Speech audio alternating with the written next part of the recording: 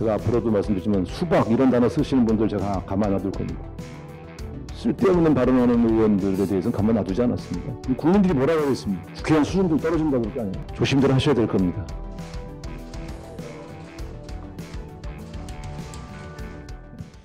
네, 금요일 날 중앙위원회에서 최종 인준을 받은 이후에 비대위원들과 저녁을 같이 먹으면서 상견례를 좀 했고요. 아마 오늘이 제 공식 첫 일정인 것 같습니다. 그래서 오늘 여러분이 궁금해하신 내용들에 대해서 제가 답변할 수 있는 수준에서 말씀을 드리도록 하겠습니다. 먼저 그 큰 선거에서 패배한 민주당의 가장 큰 위기 요인이 무엇이냐 이렇게 보면 저는 첫 번째는 신뢰의 위기가 왔다 이렇게 보고 있습니다. 결국 국민들이 민주당에 걸고 있었던 기대가 많이 악화되었다. 뼈아프게 인정합니다. 방향은 유능한 인생정당으로 거듭나는 것이 첫 번째 목표다 이렇게 생각합니다. 그동안 민주당이 국민들의 먹고 사는 문제를 해결하기 위해서 더 노력했다 이런 모습보다는 자신들이 하고자 하는 일들을 더 먼저 했다 이렇게 비춰진 것도 패인이 아니었나 저는 개인적으로 그렇게 생각을 합니다. 국민이 원하는 것 그리고 급하다고 생각하는 것을 먼저 하는 그러한 인생정당이 되어야 되겠다. 그러려면 국회의원 한 명 한 명이 현장의 목소리를 경청하고 소통하기 위해 노력해야 된다 이렇게 생각합니다. 그리고 작은 민생 문제에서라도 성과를 내는 그런 유능함을 보여줬을 때 다시 국민의 신뢰가 회복될 수 있다. 저는 그렇게 생각합니다. 두 번째 민주당의 두 번째 위기 요인은 분열의 위기라고 생각합니다. 비상대책위원회의 주요 과제이기도 하고요. 지난번 대통령 선거의 경선 과정에서부터 불거졌던 이 계파 간의 갈등과 감정적 골 이것을 지방선거에서 온전히 극복하지 못했다. 저는 그렇게 평가하고요. 이 문제를 어떻게 극복해야 할 것이냐 이런 고민을 하고 있습니다. 앞으로 우리 민주당 내의 여러 가지 제도 문제 혹은 정책, 노선과 비전 등에서는 저는 더 활발한 토론을 보장할 생각입니다. 그러나 인신공격, 흑색선전, 계파적 분열의 언어는 엄격하게 금지시키겠습니다. 당의 주요한 인사들, 특히 주요 당직자나 특히 국회의원의 신분을 갖고 계신 분들은 자신들이 사용하는 언어에 각별한 더 절제의 언어를 사용해 주실 것을 부탁드립니다. 세 번째 제가 생각하고 있는 방향은 당의 체질과 문화 그리고 태도를 변화시켜야 국민의 지지를 회복할 수 있다고 생각합니다. 이제 더불어민주당은 여당이 아니고 야당입니다. 야당은 강력한 야당으로서의 자기 정체성을 가져야 됩니다. 이런 문제를 해결하기 위해서 강력한 야당이 되기 위해서 필요한 첫 번째 제 고민은 국회의원들이 실력을 좀 더 키워야 되겠다. 이 실력으로 승부하는 그런 강력한 야당을 만들어야 되겠다. 이런 생각을 가지고 있습니다. 이 일들을 2개월 안에 다 할 수는 없습니다만 일정하게 그 토대를 만드는 데까지 성공한다면 전당대회를 거치면서 민주당은 재탄생할 수 있다. 저는 그렇게 확신하고 있습니다. 비대위와 전준위가 급한 건 비대위는 결정 권한이 있기 때문에 비대위 구성이 빨리 되어야 뭐 결정할 수 있지 않겠습니까? 두 번째 전준위는 시간에 쫓기지 않습니까? 전당대회 날짜가 거의 8월 말로 예정되어 있기 때문에 전당대회 준비, 그러니까 시간적인 제약이 있는 단위부터 빨리 만들어 나가야겠다는 취지고요. 그 이후에 평가단 구성을 하겠다 이런 취지는 아닙니다. 그러나 최우선은 여기에 주력을 해서 비대위원들과 의논을 하고 있다. 이런 상황을 좀 말씀드린 것이죠. 아마 일단 비대위와 전준위 구성이 뭐 무한정 늦출 수는 없는 거 아니겠어요? 금주 중에는 거의 마무리돼야 된다고 보고 있고요. 그것이 1차적으로 대충 정리가 돼 가면 그때 바로 또 평가단 구성으로 들어가겠다 이런 취지죠. 평가를 뒤로 미룰 이유는 없습니다. 저는 검수한 바는 우리가 오랫동안 20년간 추진해왔던 검찰개혁의 과제를 관철하는 과정이었고 의미가 있었다고 생각합니다. 그런데 국민들 눈에는 그것만 몰입한 것처럼 보여지지 않았는가 우리 당이. 지금 검수완박 관련한 그 문제는 헌법재판소에 지금 제소되어 있는 안건입니다. 적어도 헌법재판소의 결정이 내려질 때까지 이 과정과 관련되어 있는 절차에 관련되어 있는 것들이 형사변경을 가져가는 것은 그것은 대한민국 헌법이 정해져 있는 체계상 바람직하지 않다고 생각을 하고 있기 때문입니다.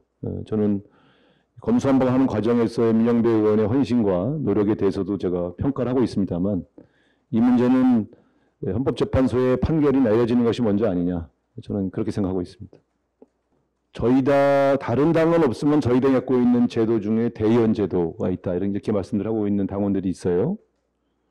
근데 이제 대의원 제도를 우리가 계속 유지하는 이유의 핵심은 당원들의 이 권리를 더 강화해 나가는 당원 중심의 정당으로 지금 가고 있는 과정입니다만 잘 아시는 것처럼 각 정당은 특정 지역의 이 편중 현상이 당원 구성에서 늘 드러나지 않습니까? 특히 저희 당은 최근에는 많이 완화됐습니다만 제가 정치를 시작했을 때만 하더라도 호남 출신 당원의 구성이 한때 90%까지 간 적이 있습니다.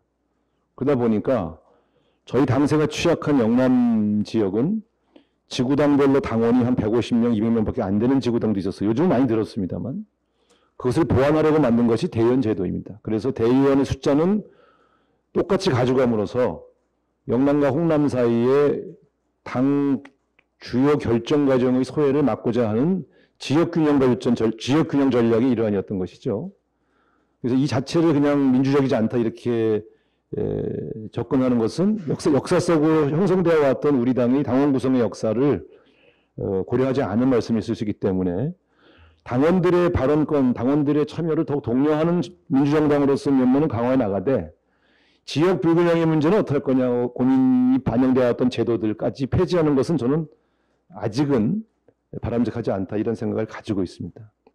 다만 그 대의원의 이 대의원들로 구성된 구성들의 반영 비율 이 문제는 논란이 되어 왔죠. 왜냐하면 이 대의원과 당원의 구성 비율의 차이는 당원이 적을 때는 큰 문제가 없었어요. 근데 갑자기 우리 당 당원이 최근 2, 3년 사이에 과거에 제가 정당 시작할 때만 해도 당원이 그렇게 많지 않았거든요. 그런데 지금은 이제 당원이 굉장히 많이 늘었죠. 그러다 보니까 대의원들의 비율과 당원의 비율이 가령 1대 30, 1대 40 이 정도였던 것이 지금 1대 80, 1대 90이다 이런 얘기가 나오면서 당원들의 구성 그 의견 반영 비율이 너무 작지 않냐 이런 불만이 생길 수 있는 거죠. 이건 현상입니다. 제도의 본질과 관련된 것은 아니죠. 이것은 좀 조정이 필요하다고 생각합니다. 그러나 이제 이런 거죠. 지난번 대통령 경선 때 우리 당의 권리당원 비율이 7, 80만이다 그랬었는데 이번에 보고를 받아보니 한 110만에서 120만까지 늘어났다는 거예요. 이거는 틀림없이 지방선거 때의 경선과 관련되어 있는 당원의 증가라고 해석할 수 있죠. 그럼 이분들이 또 빠져나갈 가능성이 있지 않습니까? 그래서 이 당원의 구성은 늘 변화가 있습니다. 그래서 매 선거 시기마다 대의원과 당원의 구성 비율을 어떻게 하는 것이 바람직하냐의 논쟁이 되어 왔는데 이런 문제는 합리적으로 조정이 필요하다. 그 당원들이 그렇게 주장하시는 내용은 좀 일리가 있다고 생각합니다. 다만 몇 대 몇이 바람직하냐 이 문제를 비대위원장이 가이드라인을 주는 것보단 전당대회 준비가 만들어지면 거기서 합리적으로 조정할 필요는 있겠다. 이런 생각을 가지고 있죠. 정당 내의 다양한 견해는 다양하게 분출되는 것이 좋습니다. 그리고 비대위는 그 다양한 의견을 다 수렴해서 이 당의 에너지가 더 극대화되도록 만들 책임이 있다고 보죠. 그리고 아마 그 적임자가 우상화라고 판단한 거 아니겠습니까? 그런데 감정을 건드리는 언어들을 쓰기 시작하면 그것은 비대위가 정리하기가 매우 어렵습니다. 그래서 제가 분명히 말씀드리지만 제가 야당 원내대표 할 때도 쓸데없는 발언하는 의원들에 대해서는 가만 놔두지 않았습니다. 그러니까 조심들 하셔야 될 겁니다. 저는 당에 불출마했기 때문에 뭐 그렇게 누구 의식할 필요가 없거든요. 당에 해가 되는 발언을 하는 경우, 그러니까 다양한 견해는 당에 해가 되지 않습니다. 오히려 당에 논쟁의 장을 풍성하게 만들지요. 그래서 저는 오늘 뭐 이광재 의원이 발언하신 것도 좋고 박영진 의원이 발언하신 것도 다 저는 지금 좋은 의견들이 많이 나오는데 이렇게 생각을 하고 있어요. 그런데 공격적 언어들을 쓰면 안 돼요. 다 소중한 당의 구성원들입니다. 그래서 제가 앞으로도 말씀드리지만 수박 이런 단어 쓰시는 분들 제가 가만 안 놔둘 겁니다. 수박이 뭡니까 수박이? 겉은 민주당인데 속은 한나라당이라는 소리잖아요. 국민의힘이라는 소리잖아요. 어떻게 같은 당 구성원한테 그렇게 공격할 수 있어요? 그래서 저는 심지어 공당의 대표를 우리 당의 대표를 하신 분한테 수박이라고 하는 분들이 계신데 그건 자기 몸을 아닙니까? 그런 거 이 특정 과일에 관한 얘기는 좀 안 하셨으면 좋겠다. 뭐 정의당이 참여 운동합니까? 노란색이라고? 자꾸 그런 저열한 언어들 쓰지 마시라는 거예요. 특히 국회의원들 사이에서 그런 얘기가 되겠어요? 그래서 저는 이제 품격 있는 논쟁과 건강한 발언들을 주로 했으면 좋겠다. 그래서 감시하고 뭐 억압하지는 않겠지만 당에 해가 되는 그런 발언들을 함부로 이렇게 국민들이 뭐라고 하겠습니까? 국회의원 수준들 떨어진다 그럴 거 아니에요. 그래서 그런 거는 제가 다 반드시 경고를 하겠습니다. 공개적으로 경고하겠습니다. 오늘 저는 이재명 의원께서 아주 적절한 시점에 적절하게 발언을 잘 해주셨다고 생각하고요. 그 이후로 실제 제가 받는 문자에서도 격렬한 언어나 욕설 이런 것들은 현저하게 사라졌습니다. 저는 분명히 개선 효과가 있다고 생각해요. 그래서 우리 모두가 당원이든 국회의원이든 건강한 토론 문화를 극대화하기 위한 노력은 좀 할 필요가 있다고 봅니다. 저는 차제에 이런 것 같아요. 우리 당원들이 당의 운영과 관련하여 자신들의 발언을 계속 전달하고 싶어하는 그 욕구 이런 건 좋은 겁니다. 어떻게 보면 당의 그런 통로들이 잘 확보되지 않아서 생기는 문제일 수도 있고요. 또 어떤 경우는 당원들이 유명한 국회의원한테 문자를 보냈는데 답을 주면 너무 기뻐하셔요. 근데 그런 효능감이 또 있는 거죠. 이거 약간 직접민주주의라는 측면에서 계속 권장할 강화 필요가 있는데 특정 좌표를 찍어서 특정 시점에 막 읽을 수도 없는 막 500개, 1000개가 동시에 들어오는 거는 사실 그건 소통이 아니잖아요.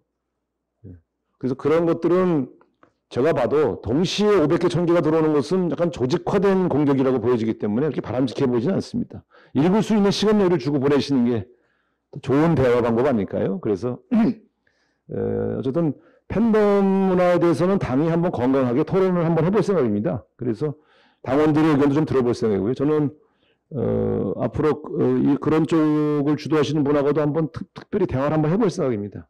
그래서 자꾸 이렇게 당이 그들만의 리그, 국회의원들만의 리그로 전락하지 않도록 함과 동시에 건강한 당원들과 소통 구조를 만들어서 거기서 얻어지는 이 소통이 당의 발전에 기하게 만드는 것은 매우 바람직한 방법이다 생각하고요. 무슨 문제가 있고 무슨 문제가 없다 이렇게 하는 것보단 개선해 나가기 위한 방향을 끊임없이 같이 고민하고 모색하는 그게 당의 발전 아닐까 이렇게 생각합니다. 예, 또 질문 있으실까요? 그렇지만 분명한 건 수박이라는 단어는 못 쓰게 하겠습니다.